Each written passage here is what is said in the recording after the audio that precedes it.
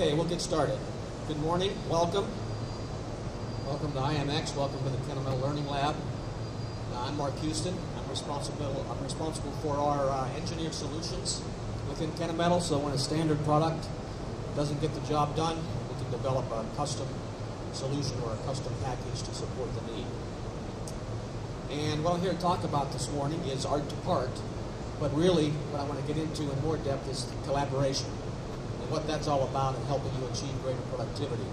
And in the perfect world, collaboration would start all the way back in part design, where you had input into what the part looked like, so we could design cost out of the part rather than designing cost into a part.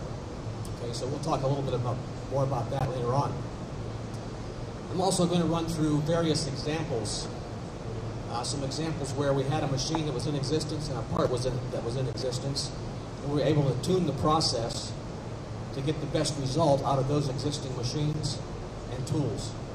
Then I'll give an example where we had a different situation. There was an existing part, but the customer was going to buy a new machine tool to help support the production of that part. And I'll talk a little bit about how we got engaged there with end user, machine tool builder, and of course tooling provider to derive the most successful solution in that event. And then the last example is one where, again, it was an existing part, but the customer wanted to change the design completely. So we engaged with the end user, machine tool builder, and brought a different type of technology into play other than the traditional metal cutting or chip making types of technology. So we'll talk through that as well. But before that, I want to get your input on what you think about a few questions here. So AJ, if you can pull up the questions. That's what those little clickers are for we gave you.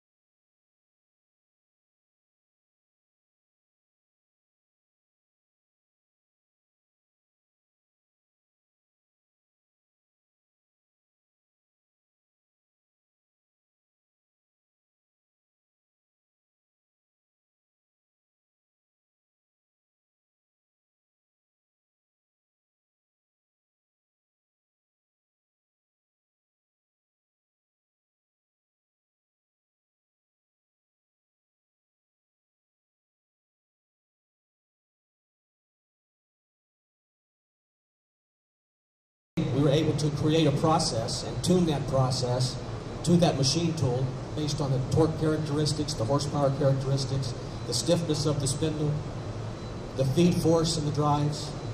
So we're able to run through these scenarios and at the end of the day have the most productive process for that machine and the tools we use. And in any case, you want to work the front end of that tool as much as you possibly can. You want to get as much out of that front end of that tool as you can.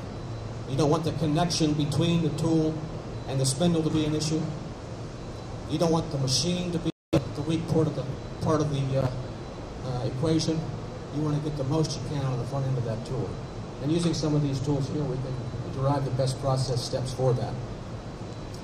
But where do we really need to be? And I would refer to it as more of a collaborative pre-planning, where again, you try to get involved up front as much as possible. The considerations you go through in these discussions with the end user, the machine tool builder, the cutting tool provider, and when possible, the designer of the component. Obviously, if it's the part itself, what are you starting with? A forging, again, an air net shape component, a billet, or just a slab of aluminum or titanium? Obviously, there's the fixturing discussions you would have. And again, the farther up the process stream you are, the more you can design the part going into the process to make it more user-friendly from the standpoint of holding it, how you hold it. Then there's the machine tool itself, the factors involved there, and also, last but not least, the cutting tools themselves. And you're going to buy, let's say you make a big investment, a $500,000 machine tool. And let's say you're making a very complex aerospace component out of titanium, for example. That may cost $10,000, $20,000, $100,000 in raw material, the forging going into the process. The connection between that workpiece, that very expensive workpiece, and that very expensive machine tool is the cutting tools you use. Okay? And again, you want to get the most out of the front end of those cutting tools as possible. This particular example here, the part we're showing, came out of a block of titanium. And there's various processes we go through to end up with the resultant part. Now, depending on the part at hand, and again, back to the process steps, you may or may not be able to accommodate certain process steps because of the shape of the part, the stiffness of the part, the flexibility of the part in the fixture. So working together, all those considerations can come into play. The example I want to share with you, after we go through a couple of more of these optimized process sheets, you can see the information we go after there. What's the RPM required? What's the torque required? What's the cycle time and the parameters we plug into this? So at the end of this process, we should be very accurate in how long we think that part's going to take us to make. The end result of this particular example, again, a very large titanium component. Through working together with the end user, the builder, the tooling provider, we came up with a solution of 8 tools and 4 different inserts, 4 different indexable inserts, a couple of brazed helical finishing tools there. And at the end of the day, when you look at the way it used to be produced to the way it's produced today, these are the benefits derived. The bottom left there, we went from 54 hours to 10 hours per side. So we took 44 hours of machining out of one side of the part, 88 hours in total out of producing the part. These have been produced on 5-spindle gantry machines. A single 5-spindle gantry machine would probably fill up the area we're sitting in today. It was replaced by 3 single-spindle machines, and you could probably put 2, maybe all 3 of those machines in this same space. So floor space for the equipment went down drastically. A big result, too, and a big savings for the end user was what you see in the upper left there, the work in process. So these were approximately 10,000-pound titanium forgings. They had up to 100 pieces in process when they were manufacturing the old way with the gantry machines. Got that down to 7 parts of whip. So you can imagine the savings just generated there when you're talking about a 10,000-pound titanium forging laying around the shop. This goes to show that most of the time these solutions are a combination of custom tools and standard tools. And like I've mentioned before, the earlier in the process we can get involved, the more of the custom tools we can potentially design out of the requirement. For example, if the radius down in a deep pocket is a radius such that a special tool would be required at the design phase, there should be opportunity, and there often is opportunity, to change that radius so we can accommodate a standard tool. Now again, I realize not all of you have that luxury to work at the design phase, but let me cite an example of a manufacturer up in the Northeast that was a supplier to the Navy. I had an opportunity to visit this operation, and the manufacturing engineering manager made it his job and made it his mission to go back to his customer and work with them to result in design changes of those components. Now imagine how hard that would be trying to change a part that goes to the government, okay? But he worked relentlessly at it and was able to get changes made that enabled him to drive cost out of his manufacturing and deliver a better product at lower cost to his supplier, to his end user, the U.S. government, or the Navy. So it's not an easy task, but it's a task that can be accomplished if you continue to push at it. Now, if you're in the design phase of things, you want to try to pull in your manufacturing resources as soon as you can and get their input into design. Those are the folks, many of you sitting here are the folks that can help that end user design cost out of his part based on the way you would manufacture it.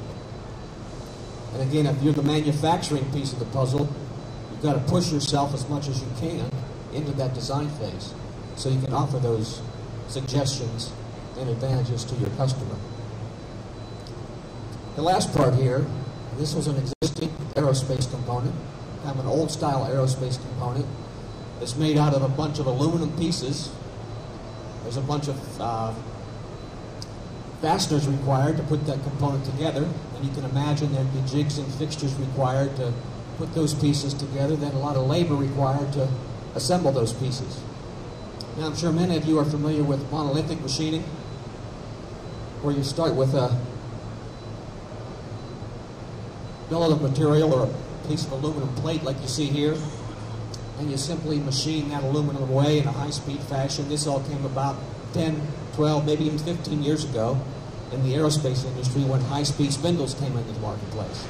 So you can take a high-speed spindle and a good carbide tool, or maybe even a diamond tool, and machine at 30,000 RPM and remove a whole bunch of chips real fast off an aluminum part. So you go from that part that's a bunch of pieces riveted together to a monolithically finished part. Something that looks like that, where you would use actually the outer edge of the part itself as the hold down screws, or the hold down part, and cut those off at the end of the process to release the part from the machine. Now what's one of the issues you have here? You produce a lot of chips, right? A lot of chips quickly. I had an opportunity to visit a West Coast company that did a lot of aluminum work, large structures, 20, 30 foot long structures of aluminum. So they had some very large gantry machines as well. And they had guys whose job was nothing other than to get the chips off the machine as quickly as possible. And the way they did that is, you're familiar with big aluminum coal shovels? So imagine a large aluminum coal shovel. They would drill holes in these coal shovels so the coolant would run out of the holes as they shoveled these chips as quickly as they could off the machine, while the high-speed spindles were generating the finished part and all the chips. Now they had a problem with that. What do you do with contaminated aluminum chips? You can recycle them, but it's not all that easy to do. It's expensive to do. So this gentleman was pretty creative, and he bought himself a pucking machine. He rang the coolant out of the chips, pucked them up into 6-inch diameter pucks, sold them as scrap aluminum into China. Okay? But so in this case, even though monolithic machining was a good process, we added another step in the middle. Instead of putting that aluminum plate right on the machining center and high-speed machining all those chips off, we took another step. First, we sent it to a different technology, okay, abrasive water jet technology. Now we dropped the majority of the stock out by using abrasive water jet. Okay?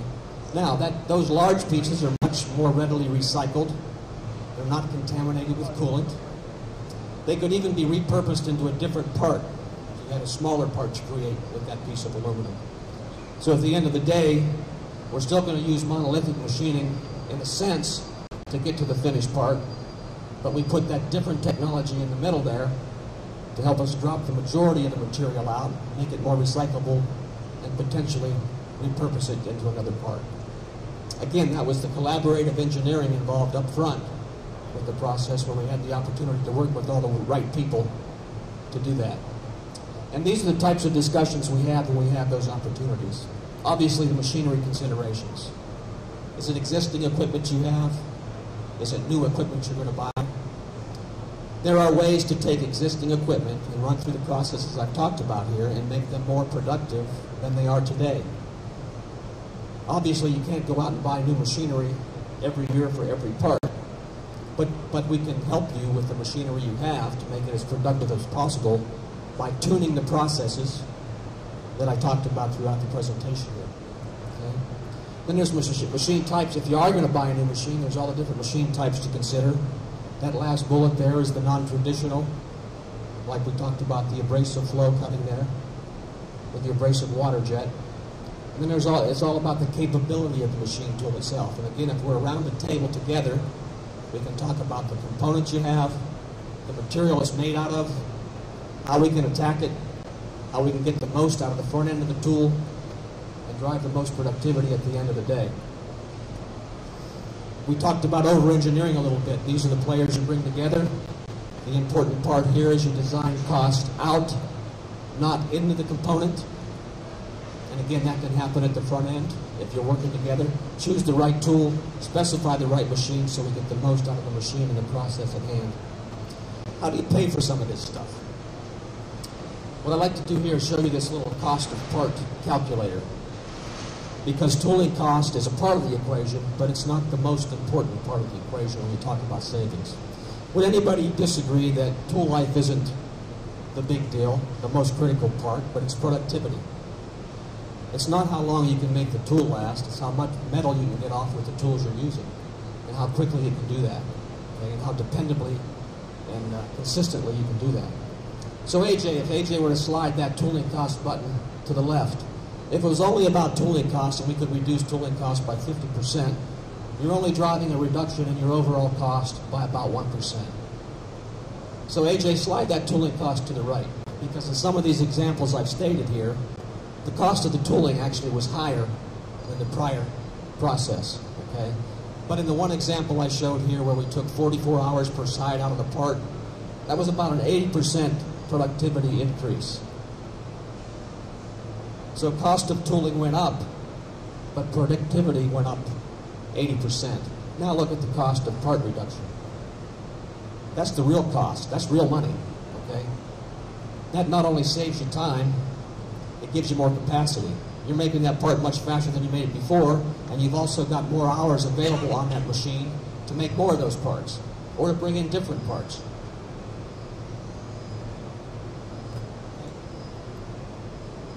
So again, just to recap, these are the steps we go through. You've got to get the partners together as early on in this process as you can.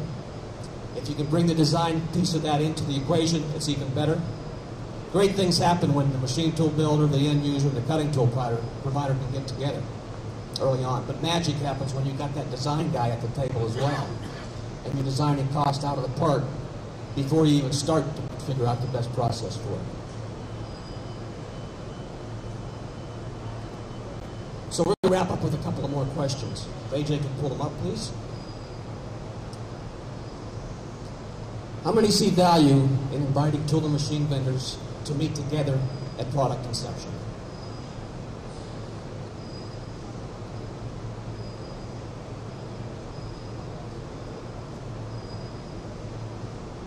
Okay, great. And again, if you can get that design piece, into the equation as well, that's even better. One more. How many are already doing what we've discussed today? Yes, sometimes, or not yet.